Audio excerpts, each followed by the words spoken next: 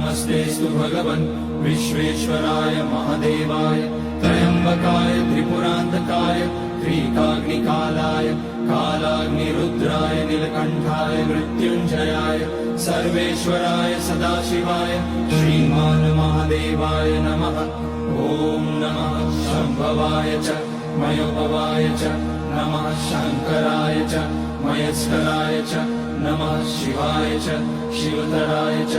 ॐ त्र्यम्बकं यजामहे सुगन्धिं पुष्टिवर्धनम् उर्वारुकमिव बन्धनान् मृत्योर्मुक्ष्यमामृतात्। नागेन्द्रहाराय त्रिलोचनाय भस्माकराय महेश्वराय नित्याय शुद्धाय दिगम्बराय तस्मै नकाराय नमः शिवाय।